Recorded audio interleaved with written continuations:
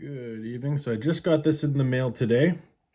This is a Hopkins and Allen 32 rimfire made in 1879.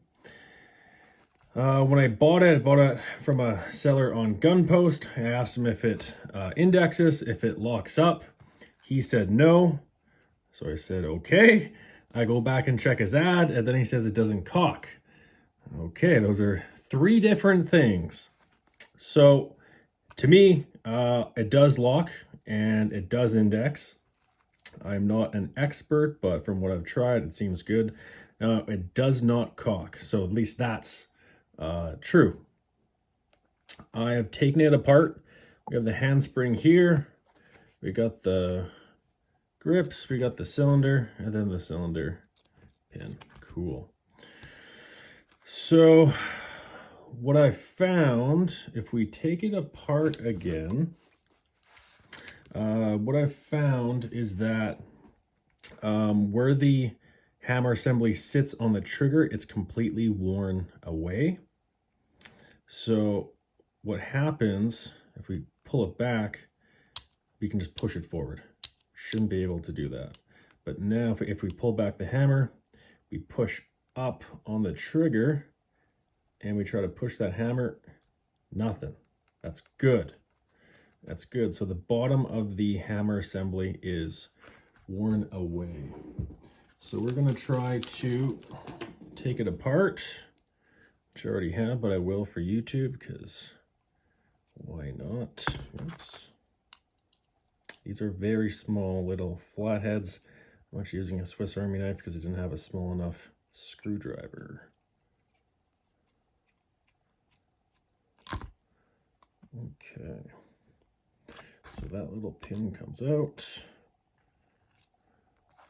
and then this guy should come forward. There we go. And then we have the hammer assembly. So you can see right here, it's pretty worn away. You can actually see like sort of like the bare metal. And then what happens, of course it's hard to see and it's very dark, is the trigger is like a little cup. It's like a little cup for the bottom of this hammer assembly, and it pushes up, but there's not enough material anymore, so it's able just to slide forward. So finding one of these, I just looked on eBay, completely impossible, obviously, from over like 150 years, so I really don't expect to find that part. For the trigger though, I should be able to add material on top where it sort of cups, which pushes that hammer up, theoretically, so it doesn't slide forward.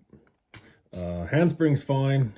The grips are in good condition. There actually is a little bit of writing.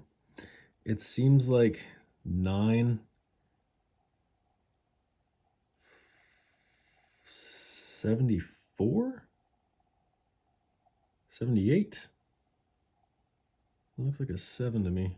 It's really hard to see. And then plastic as well.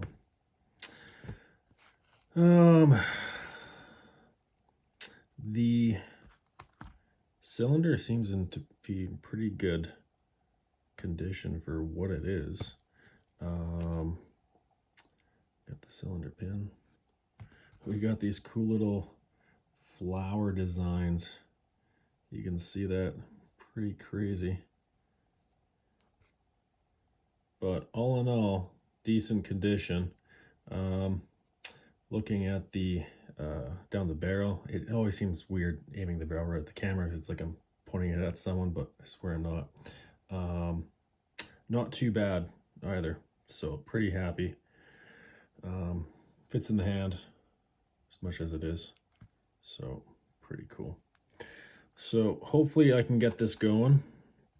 Reloading 32 rimfire isn't that expensive, but it's not that cheap. There are a few reloader kits where you can buy reloadable brass and use 22 primers, 22 starter primers, fill the rest with black powder, and then round balls for the actual bullet part. That's the easy part. that's the easy part. I knew that coming into this, thank goodness. But hopefully this should be an easy fix. Yeah. But everything else is pretty dang good. Just that trigger. So that goes right back in, pin goes in. We got the handspring, and that rests obviously right there and pushes back. And that goes in that little first notch right there as well. We got a batch number 4540. Nothing else on the other side, but still pretty good. Pretty happy with it. So, and that's really about it. This guy goes back in, handspring goes right back in as well. Cylinder pin. I figured out that this guy, you lift this up from the top, you can use your fingernail, and that will release the cylinder pin right there. Not too bad. Okay, well, hopefully I can figure this out, and hopefully the next video is of me getting it working and shooting it. Cool.